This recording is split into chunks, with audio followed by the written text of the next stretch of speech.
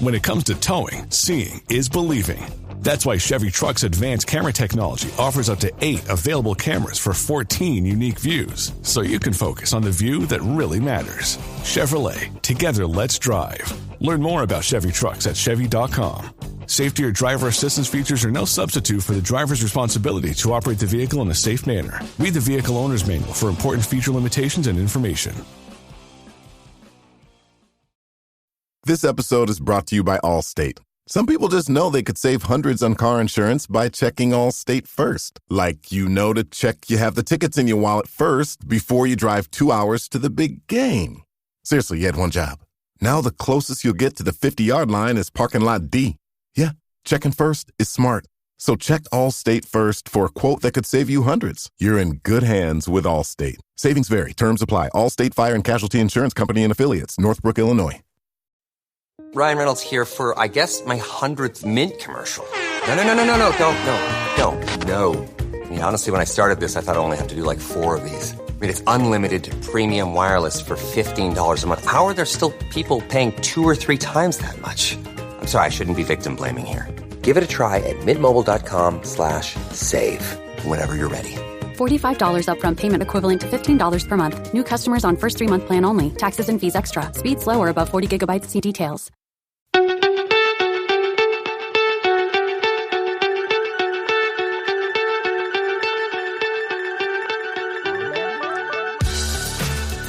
So attention cricket clubs and cricketing family, are you ready to step up to the crease and make a long-lasting impact on your club's legacy? Listen up, we've got something special for you. Introducing Fund It Now, the revolutionary fundraising platform that's changing the game for cricket clubs everywhere. With Fund It Now, clubs of all sizes can create a lasting legacy by selling personalised plaques to their passionate members, supporters and cricket club family. That's right, Livo. Fund It Now has already left its mark on some of cricket's most iconic venues like Lords, the home of cricket, Somerset County Cricket Club, and with projects such as the Father Time Wall and Somerset Legends Wall. There's the best part, Hugh. There are absolutely no upfront costs. Fundraising has never been more simple or accessible. Imagine walking around your club's ground or up to the pavilion and seeing a bespoke wall of dedication, celebrating the history of your club and supporting its future with every plaque. It's like your club's very own shrine to the sport we all love. And getting involved couldn't be easier.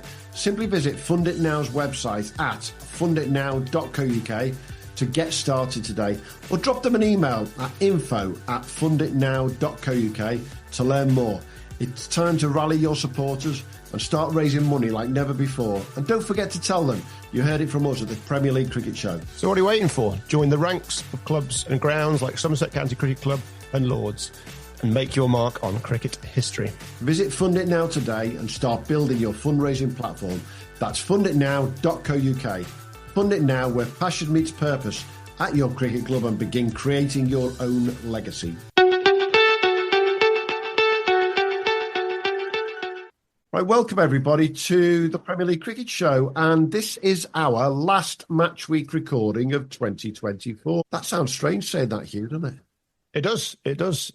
It's been a funny season for me. I've really enjoyed it. It's been brilliant doing this all year. It's been a lot of fun. It's been a really enjoyable cricket season, helped by the fact that I was injured for the middle section. So I feel like I've had 2 seasons. Normally I'm absolutely cooked at this point, but actually I want to crack on. So yeah, I'm buzzing for my indoor winter stuff, which normally it takes a bit of getting into, you know.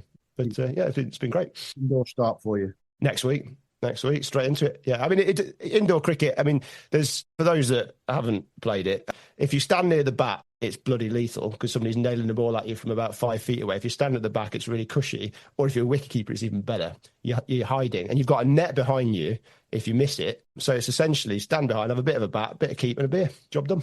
Let me guess. You're a wicketkeeper, nice and cushy. Have you been in touch with Dustin Melton about getting into that team again? Well, we were one short. I think we're currently one short. So, yeah, I just think it's a grading game. So what they do, they level you out. So depending on if you win or you lose, they stick you in a different league. The key is to lose your grading games so that you then batter everyone in the league. So if Dusty Melton rocks up I don't think that's going to go down well with my teammates who don't want to play in Div 1. They're quite happy in Div 5. Right, so if you're listening, Dustin, you're not needed for a couple of weeks, don't worry. No, that's it. I'll get him in as soon as, beers will be supplied. I'm sure we'll talk indoor cricket throughout the winter at some point, especially if one or two of our listeners are playing it and they'll give us some information on it. And we know one or two of the lads at Bull, for example, have started playing last week. Then socials with their indoor cricket, they do a really good job on that. We're going to ask our guest if he plays it in a minute, but that could be an interesting conversation. With us this week to round up one of the leagues that we haven't talked about since, would you believe, April. I want to say we haven't talked about it. We've mentioned it a number of times, but not had an in-depth look. From the Northern Prem, we've got champion of the Northern Prem in his first year with Fleetwood, Mr. Matt Siddall. How are you doing, mate? How are you? Okay. Yeah, all good. How's it feel to go one season in, bang, championship done? Weird. Yeah, but no, it's a good feeling. Won the Northern League before, and it was good to get my hands back on the. It was good. Took a bit of time to get used to the different rules. Going from win-loss to you losing draws, you winning draws, bowling 15 overs instead of 10, which was a better feeling than bowling 10. But yeah, it was good. Absolutely brilliant to be back in the league.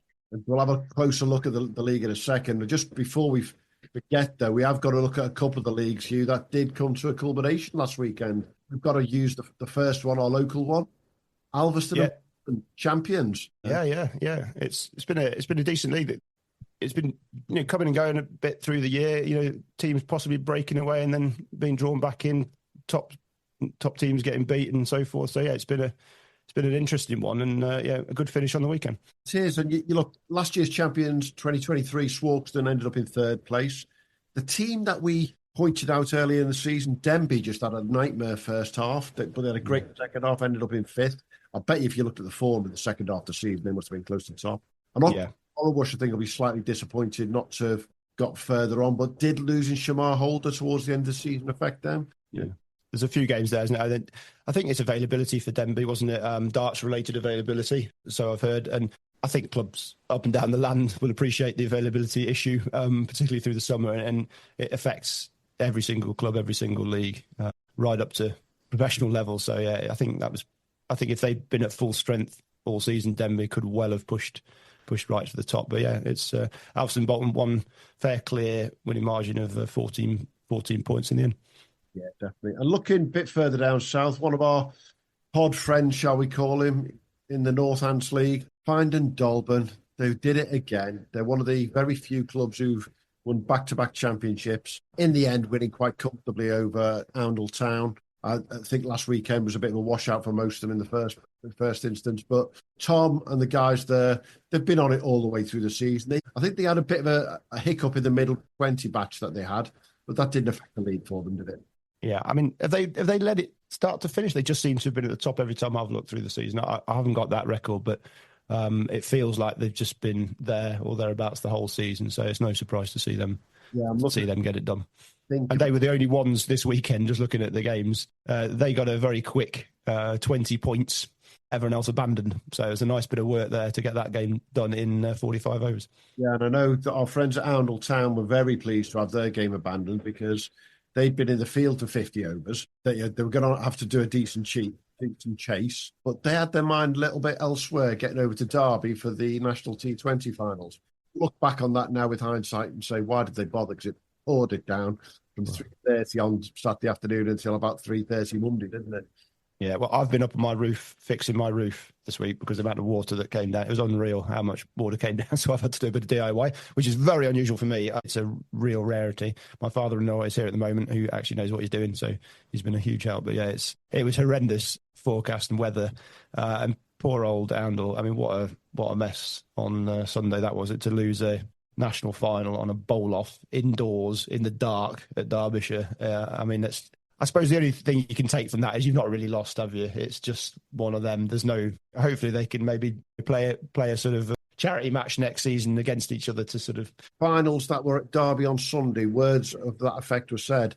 So Old Elizabethans and Ackworth shared the plate final, and they have said they are going to play each other next season. Good stuff. Northern and Oundle Town, they couldn't share it because there was a place going to Spain on that one. They had a bowl off. Obviously, Northern beat them, but I understand that there is talk of a potential game Yeah, lovely that. It doesn't matter. I mean, the outcome of that game doesn't really matter, but I think it's just one of them things, wasn't it? It's just the weather was absolutely horrendous, and it's a real shame for it to finish like that. But yeah, a bowl off it's a mess. It's just a crap way of deciding the game.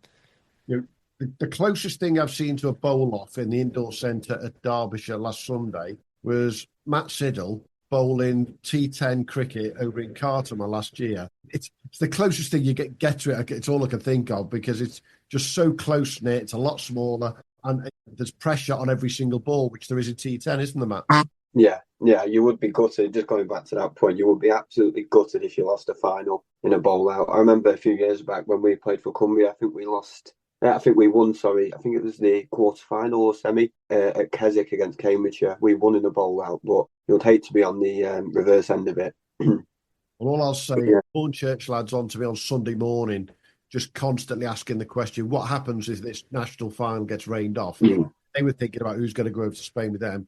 Gav Griffiths from Hornchurch, he reminded me that I think it was 2013, he was part of the Ormskirk side who lost on a bowl-off on Sky Sports against Wimbledon. That's when the T20 Nationals was on Sky Sports, would you believe? What I didn't know at the time was David Foster, who was playing for Oundle Town on Sunday. He was playing for Chester Street in the semi-finals that weekend back 11 years ago. So he lost, unfortunately, 11 years ago for Chester Street, and unfortunately, David lost on Sunday for Oundle Town. I mean, you couldn't think about a worse position to be in, and he was a cracking guy, Dave.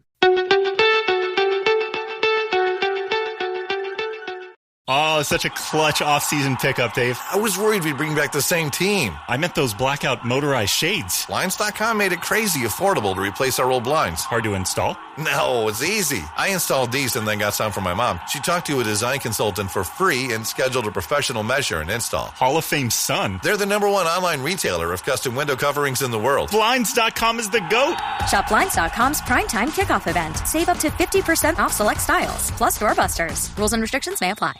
Back that up, Premier League, Matt. I'm going to make this quite simple. Fleetwood won by getting on for 30 points in the end.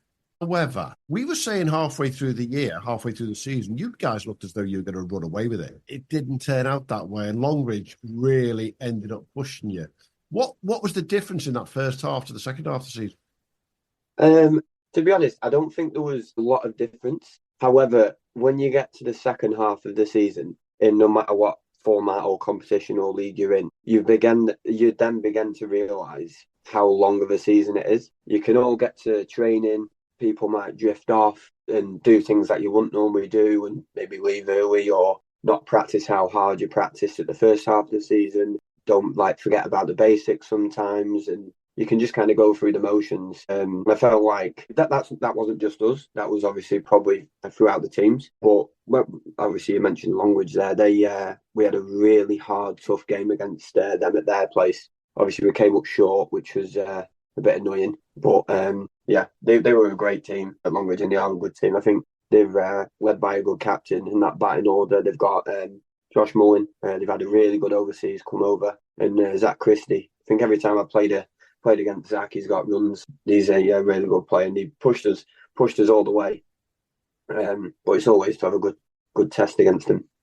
And if you look at the bowling stats for the season, there was only one player beat you in terms of league wickets, and that was from Longridge. It was Jake Durnall. Yeah, he's a very good player, and he's still young. And hats off to him. He's going to be a very, very good player. The club I played for in Australia contacted me and said, could we both get a photo for social media? Because he played at the same team I did in Australia, which was good. But yeah, hats off to him. He's a similar spinner to me. You can tell why he gets a lot of wickets. He's hats off to him because he thoroughly deserved the award what he's going to get this year. So fair play. He's a right arm offie. Yeah, right on. So were you bowling as a tandem when you were out in Australia? No, so sorry. I was there first, and then he went a few years after me. Yeah, okay. Same club. Yeah. I was going to say that's quite a pair. One of you coming with right arm and one of you left arm orthodox coming at you, and both the two leading wicket takers in the Northern Prem. That's useful. Yeah. Jake got 65 wickets. You got 64, Matt. Yeah, that's 12 wickets ahead of anyone else. Ross Brotherton had 52 from Leyland. Is that the difference effectively when you look rest of the league, why yourselves and Longbridge are up there then? Yeah, I'd say so, yeah, because at the start of the season, me and Deck and a few of the people behind the scenes at Fleetwood, Deck being Fleetwood's captain, we sat down and we did a lot of stat work and analysis at the start of the season. I think obviously that was part of our success this year, doing stuff like that. But we had a look at the stats over the years and we thought, do you know what? You don't really see spinners opening the bowling or spinners coming on first change, bowling 30 overs without stop. And things like that. And obviously we took heavy notes of that and put that into practice, and obviously it works. And like obviously Longridge do the same. Well, similar, not the same, similar. But I do think that's obviously massive to our success this year, and especially the type of pitches and grounds you play on. That obviously helps as well massively. But yeah, it's just the things we had in place and the notes we took against opposition and dimension of grounds and things like that. It's just all these 1% things all add up. And like I said at the start, with it being such a long season, these 1%ers halfway through the season start turning into your 5, 10, 15 plus percenters. And that can obviously be season defining, as we nearly fought when we nearly coughed it towards the end, but we stayed strong and stuck together. But how does that help you when you're going out to play, when you've got these plans and this in-depth? Massive, yeah, massively. Mentally, what does it do to you? I can imagine it calms you down really. But yeah, you already, if you were the home team getting all this analysis, stats, X, Y, and Z on the opposition, the away team, you're going into that game 2-3-0 up before you've even kicked off. In my opinion, that's how I see it. I know people do the homework in different ways and they've got different strategies going about things. But I know, for example, if I'm playing against Longridge's opening batter and I've seen his last 6 dismissals and it's all in a certain way, or he gets caught at a certain position, I know where his weakness is. I know where his scoring option is, so I'm not going to bowl there. I know what fields he doesn't score to. I don't know what shot he gets out to. You're kind of on top of them before you've even bowled the ball. It's just obviously sticking to your plan and your process and kind of delivering your plan, what you've thought so hard about in training. And I think that was also massive what we spoke about this year. So if we knew we were playing, I don't know, St. Anne's and the ground's really small, or Longridge is even smaller, we practice not to kind of bowl full, bring your length back a little bit, otherwise you just get hit straight. Kind of practicing that midweek, right, that game's done, move on, scrap them notes, what we've taken, then literally onwards and upwards. And we did that all year. And I kind of think, obviously, like I said, you're going into a game with a massive advantage. But that's just obviously, I know each player learns different ways, but that's how we all gelled as a group, learning this way. And we brought in these plans and we all just stuck to it throughout the year and connected really well with it. And I think obviously that's kind of a massive object to our kind of success, really, doing what we did. That was the question I was going to follow up with, Matt. Did the whole group learn that way, or did you still have the guys who don't want to look at the stats, want to rock up on a Saturday and away they go? Mm-hmm. I think when you've all got the white noise, haven't you, of kind of like, Fleetwood are top, Fleetwood are X amount of points clear, they've got Sids who's got X amount of wickets, or the pro who's got X amount of 50s. There's all that white noise that you'll see on Twitter or the rumours about him in WhatsApp groups. But at the end of the day, when you cross that line, no one else is kind of going to do anything for you. You've all just got to remember what you did Tuesday night at training, Thursday night at training, what's worked well, what hasn't, and then just gel together as a group. I've never been in, obviously I knew all the lads at Fleetwood from previous years at playing against them when I was at Blackpool and growing up when we were at my school college. But the way we've connected this year is a whole group, not even just the first team, but the first team, second team, the whole club. The way they connect and are so driven to success is unbelievable. Like, I've never been in kind of like a club environment like it. Everyone's there for the right reasons. There's no cliques. There's nothing toxic. It's all just driven in the right way. And I think obviously over the next few years, with the right age, what we've got in the team, it's I think we're going to go on to do great things, hopefully, touch wood. Yeah.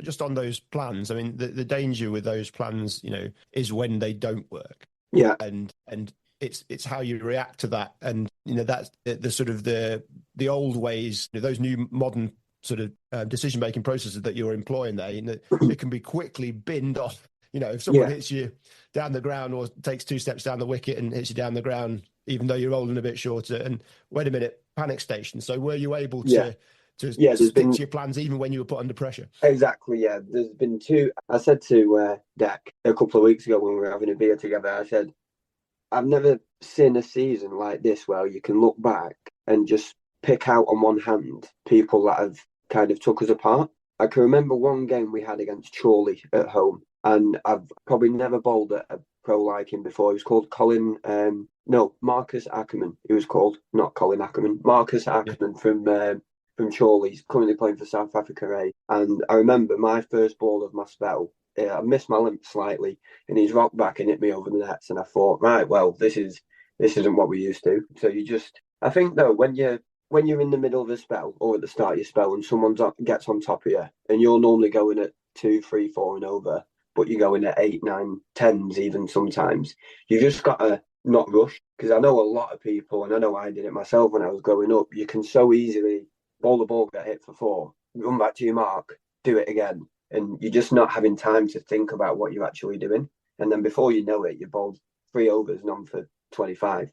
I think you've just got to take your time and stick to your plans. Have experienced people at mid-on and mid-off when you're bowling. Talk to them in between balls and think, right, he's on top of me here. How do I get out the over? How do I compose myself without letting the scoreboards get affected too much and just go from there? It wouldn't be sport if it was all going your way. Has been done before. Yeah, this is Marcus Ackerman of first class average of 45 and a T20 strike rate of 125. I've never played against someone that picks up length so quick. Even our pro just was picking his brains after the game. He was a really nice guy. Had time for everyone. Spoke about what his plans were, because we were so heavily invested in what plans everyone's got this year, because that was kind of our ethos sort of thing. And he was just picking brains, and he had time. And look, thankfully for us, we didn't have to play him again after that, because he went on a plane back home. Great. And to smack you in, surely it's not the smallest ground in the Northern Premier League, is it? It was at Fleetwood, actually, on the long side. So yeah, it was a big hit. Yeah. Was that a bit of a surprise where Chorley ended up in the league this year?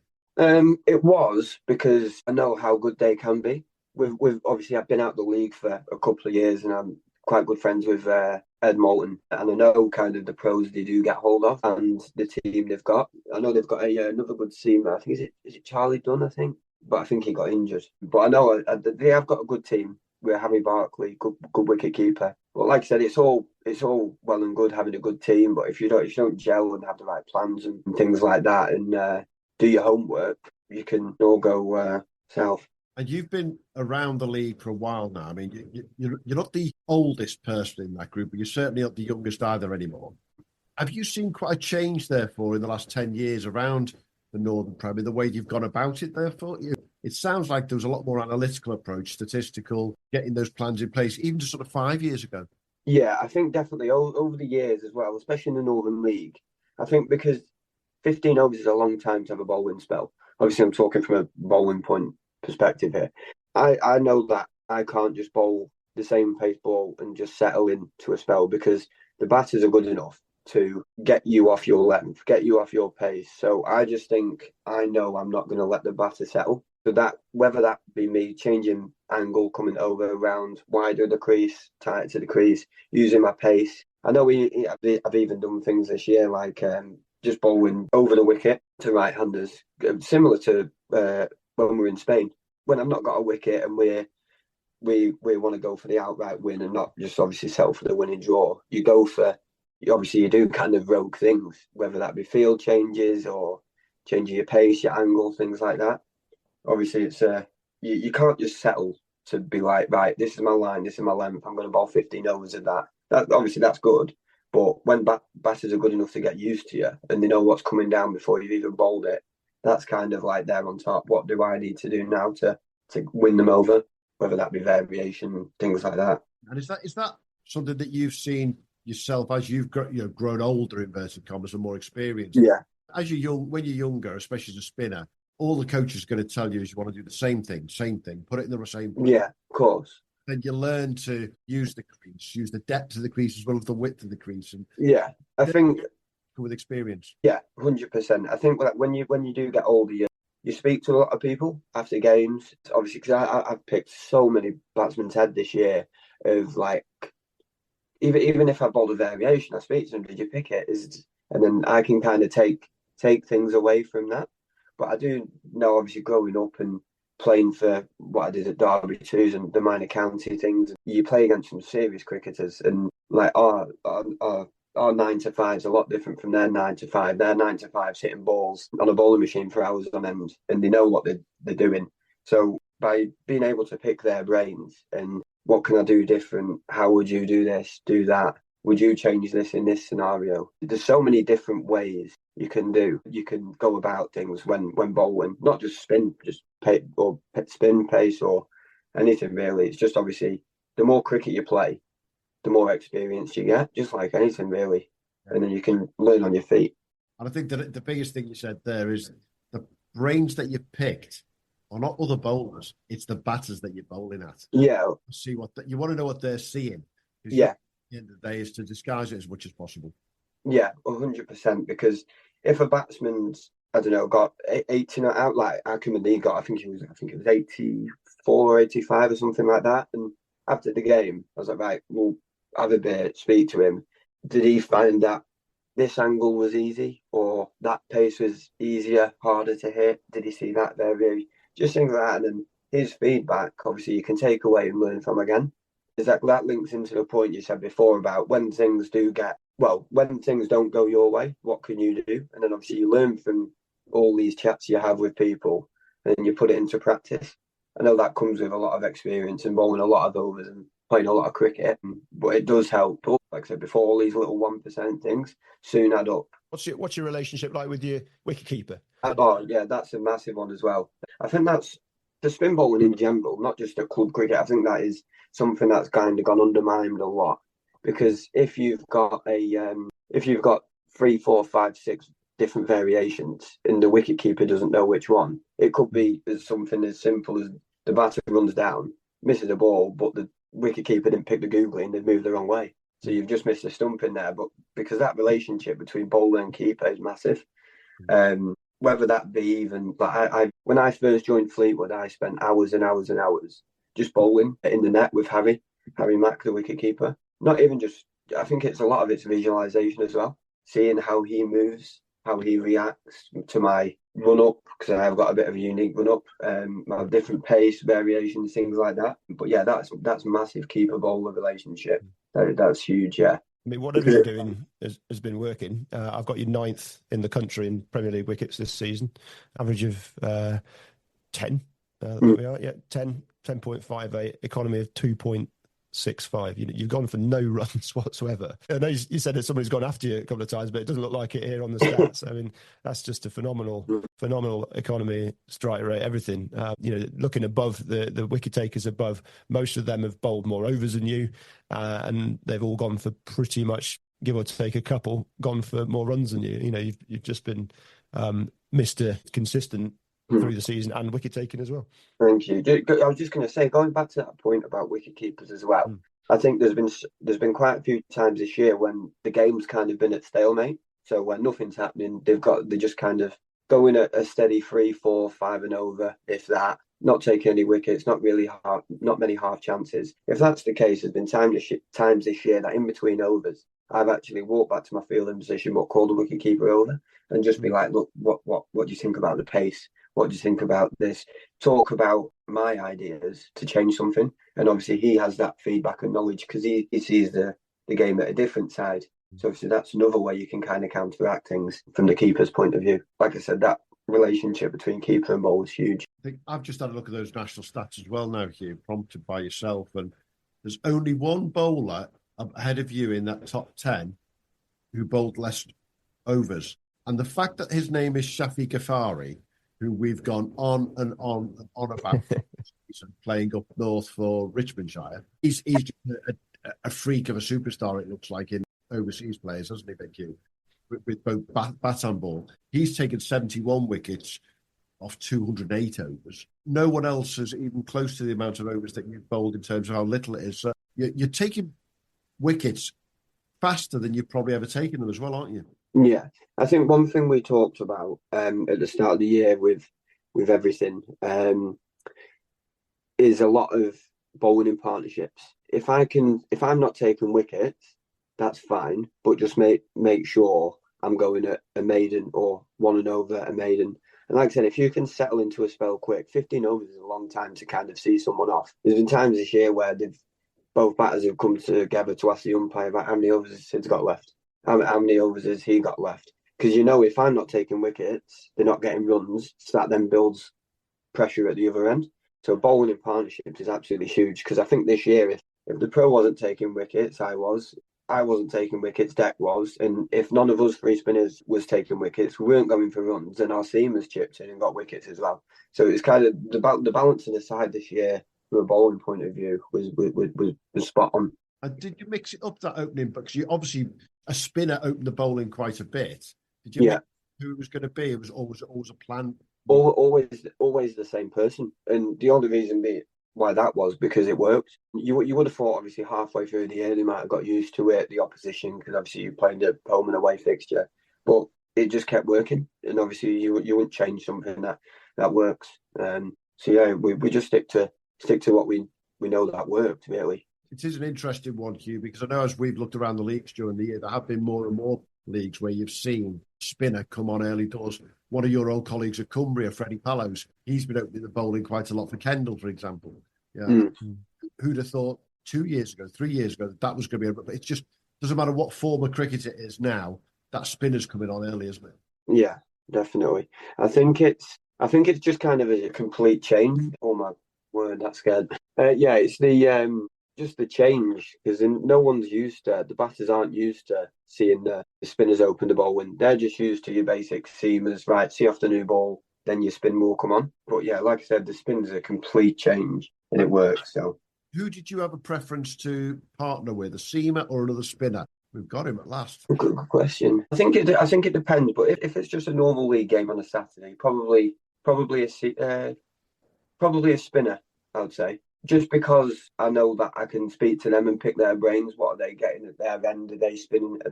What's their kind of plan? With a seamer, obviously, don't get me wrong, it's brilliant still, but you can kind of have more of a in-depth chat, and it's kind of like for like with a spinner at the other end.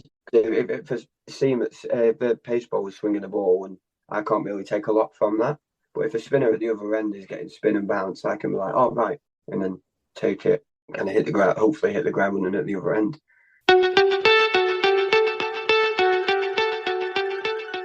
I'm going to bring up a subject now that I know for yourself can be might be a bit touchy, but I just want to broach it a little way. How much have you missed NCCA cricket this year? Because having moved from Cockermouth down to Fleetwood and being back home effectively, good on you, doing the 18-hour round trip to Cockermouth every week. Yeah, you've missed out on playing NCCA cricket this year. How much have you missed that? If I'm being honest, you have no idea. I don't want to sound a bit sloppy, but it has actually been really, really hard.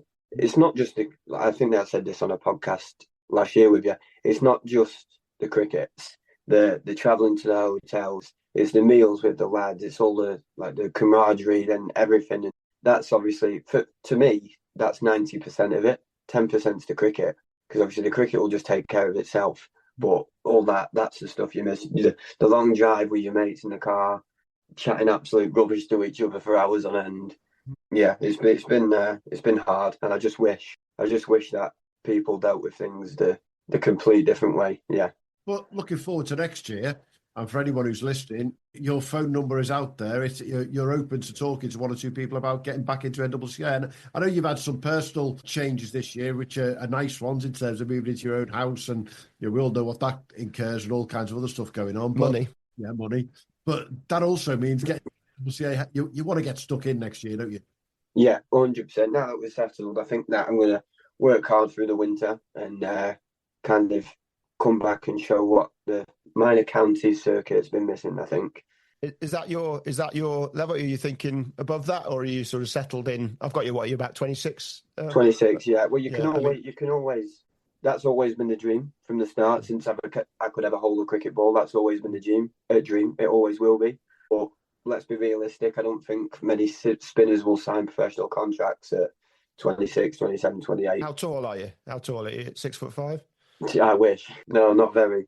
5'9", I think. Yeah, I think they're not quite in the Ben Stokes mould, unfortunately. Yeah. But I mean, in terms of your stats nationally, I mean, you're better than professionals. The stats you're pushing up nationally, it's just breaking that door down, isn't it? It's very, very difficult. It's just the way it's kind of, obviously I had a year out from the NCCA stuff this year, which I didn't like at all.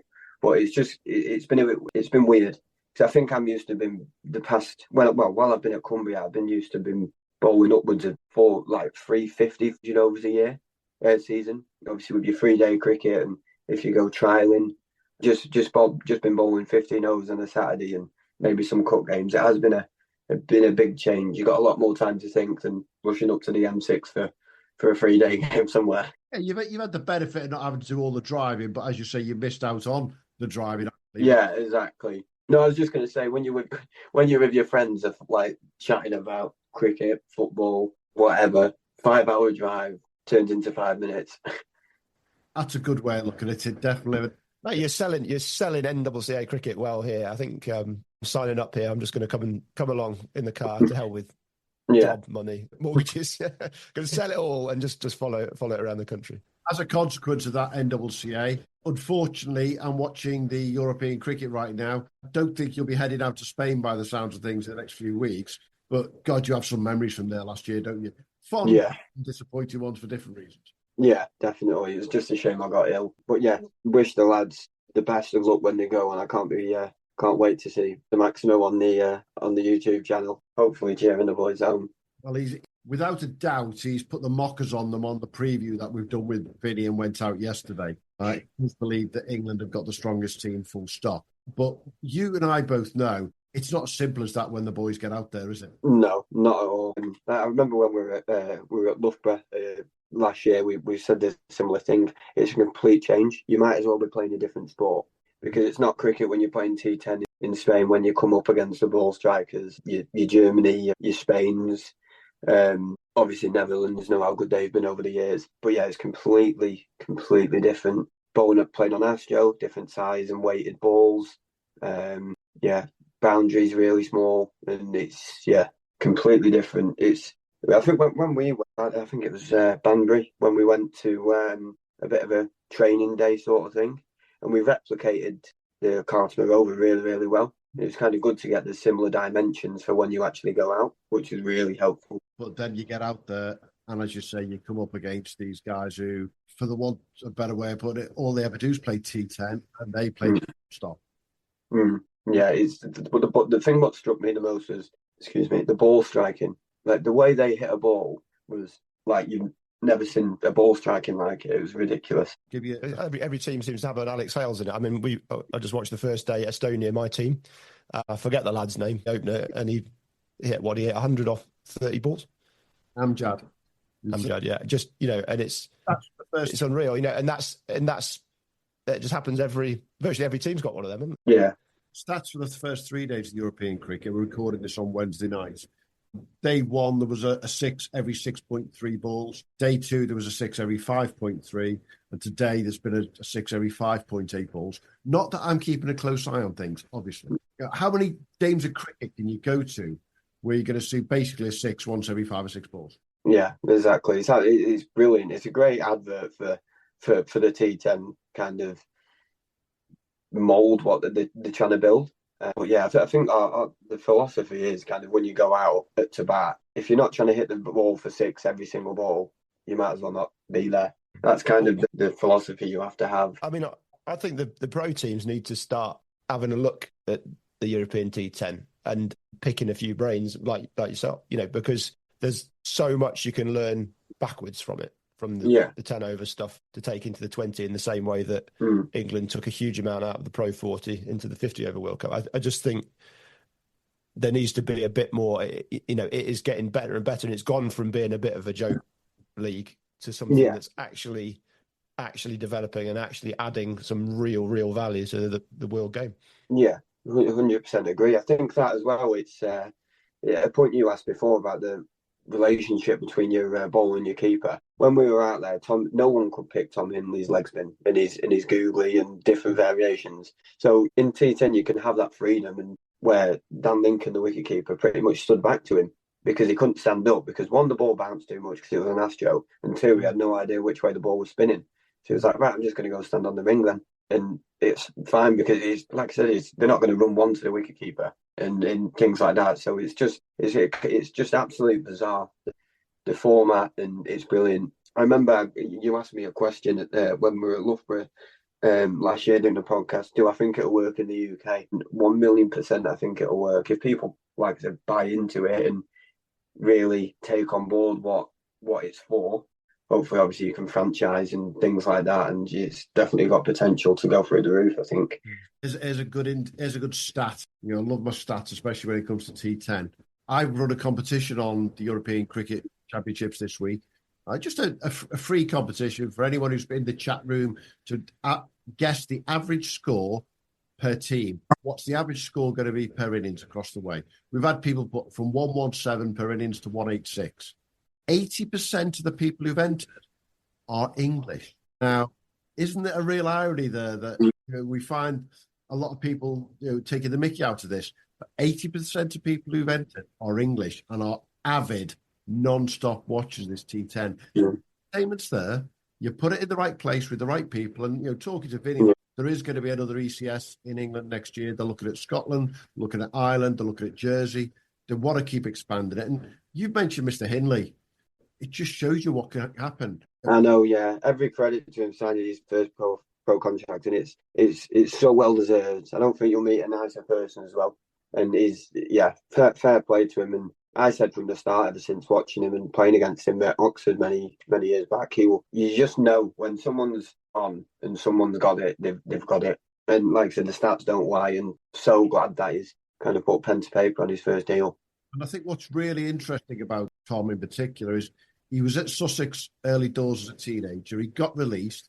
He's had a few years out of the game, and he credits 10 and the European game as part of how he's got back into where he is now with Worcester. In his interview with Worcester, it was there. He didn't ignore it. He didn't hide from it because he could see the positives that's come of it. Yeah, it's a bit like Tom. Sorry, I was just going to say it's a bit like Wardy at Sussex, Bevs at Glamorgan, and people like that. It just goes to show that it can be a stepping stone to go onwards and upwards. So yeah, it's just good that we have the NCCA there and the minor counties set up that you can kind of use that as a springboard to go through the roofs. Exactly what Hinners has done. Absolutely. Hey, talking of springboards and looking forward, let's look forward to next year with the Northern Prem, because again, there's more changes going on. You've got another team joining the Northern Prem, which makes the distances even further. Carlisle coming straight into the Premier League? I think so, yeah, but I've not read too much into it. I know they are coming in, but I don't know what division. I think they might be starting in the Div 2, if I'm right. Don't quote me on that, but I'm not too sure. But I know they're definitely coming in. But yeah, I've missed playing at Carlisle. We played there, obviously, in the Cumbria League, and it's stunning ground.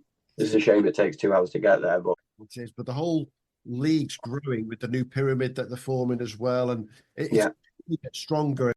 I believe the Lancashire League's one of the strongest in the country, but I think the Northern Prem and what's around it, it's not far there. It's there, isn't it? Yeah, 100%. Yeah, I think now that obviously they've got this scheme in place, I know from when I was at Blackpool, then taking 2 years out and coming back in, it's gotten a lot stronger. Hopefully we can defend it next year. Quite confident. But like I said, there's so many teams. You got the likes of Wayland, who are going to be strong. Garstang, who are going to be strong. Obviously Chorley, if they get the right pro again with Ackerman come over, but we'll have to see. Longridge. So there's a lot of strong teams there. And is your pro coming back? I'm not too sure. I don't think so, because I think if he was to come over again, I think that would kind of hinder his chances at becoming first class over in India. But he was absolutely brilliant to have over. Really good. In terms of the pros that you've played with over the years, he was right up there by the looks of things. Yeah, I'd say he's definitely there. It was just kind of the rock in our innings. He didn't take a game away. He didn't take you by surprise. He just got he was there as a pro and everyone back around him. And I think he's 50s, 60s and off X amount of balls kind of painted the picture for the lads to come in around and bat around him. So it was so good to have that. One question I haven't asked you off the record or on the record, I'll do it now anyway. How good was it to play that derby match against Black? Brilliant, absolutely brilliant. Yeah, that's kind of what you train hard for. Yeah, and put it this way, I had a massive grin on my face when we lifted that trophy, having the last laugh. It was absolutely brilliant. Having played at Blackpool yourself, it's great. It's a great place to go and play cricket, Blackpool, in the first place, isn't it? Yeah, brilliant. Yeah, it's brilliant. It's I've had a lot of good memories there, and I've missed a lot of people there that have been good to me over the years. So you can't take that away from that. But yeah, it's an absolute stunning place, and no wonder why they get so many county games. Final question from me, and it's one that we ask almost every single guest, but it's a really open-ended one. Give us a name of a youngster that you've seen this year. Batter, bowler, doesn't really matter in the Northern Prem. Someone who you've gone, hang on a minute, we've got to keep an eye on this one that we might not know about. Do you know what? There was a guy from Fleetwood and Broughton who got 80 odd, and I think it was Ramsbottom, but I'm not too sure. Rossbottom, that's the one. Yeah, from Fleetwood. I think he got 80 odd against us, and that was pretty chanceless. That was kind of one of them ones where you look back and think, the young kid, you know, take your hat off, fair play. But I do know, obviously, we've got a wicket keeper, Harry Mack. He's going to be a serious cricketer. He's going to be really good. And our captain's gone away as well to Australia. I think he flies on Monday.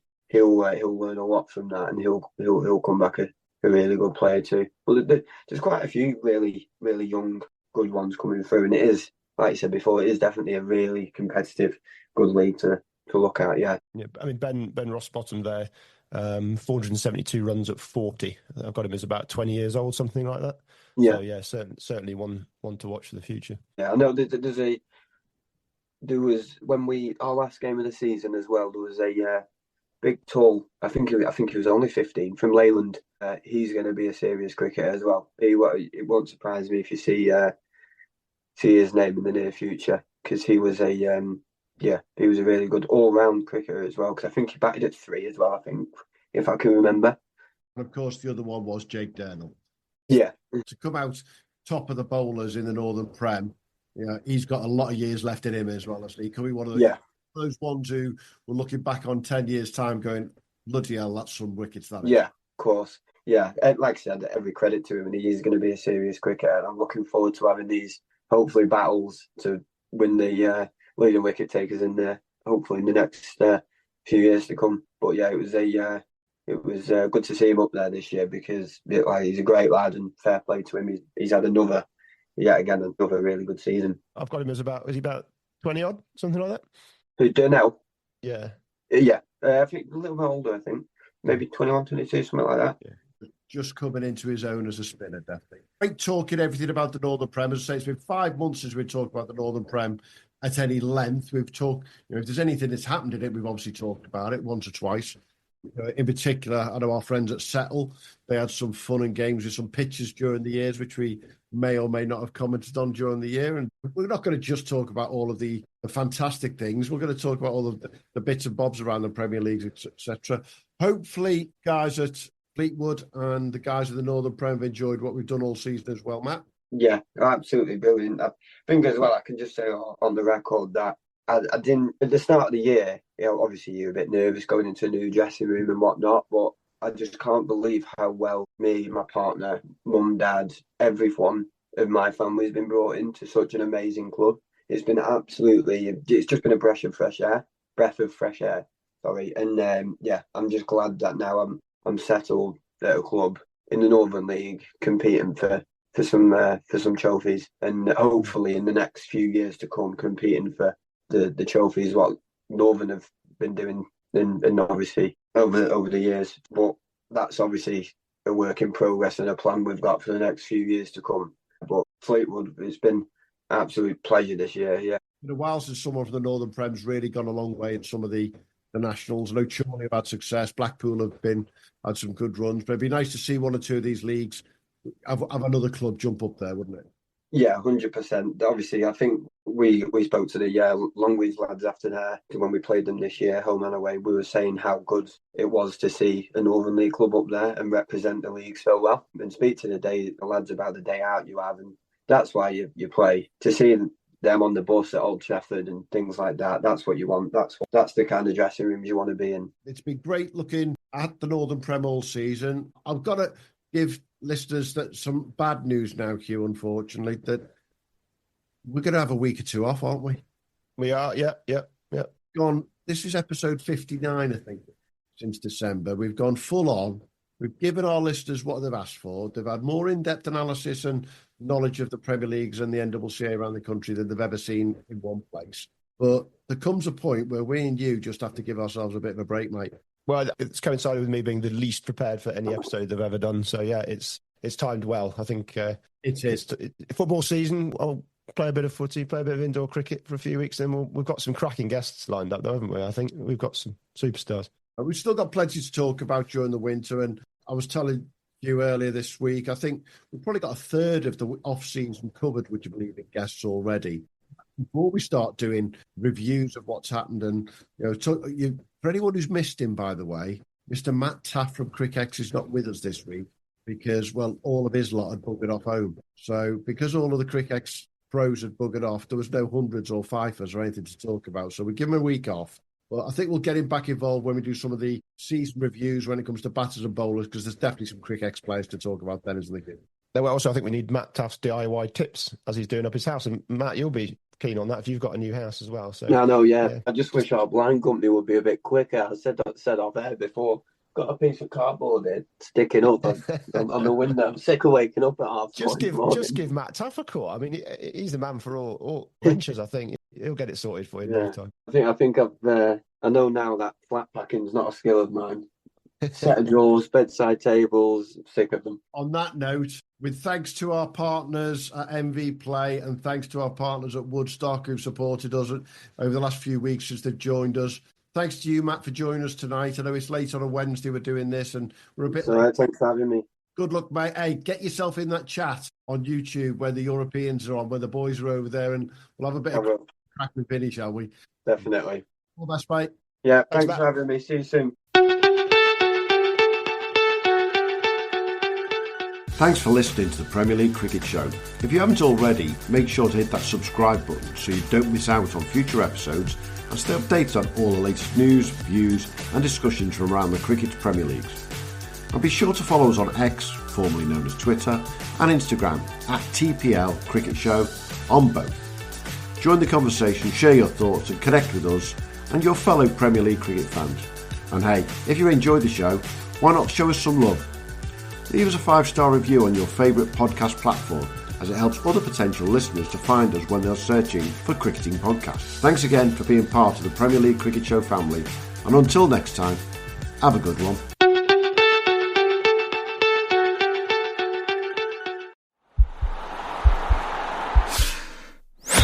This podcast is part of the Sports Social Podcast Network.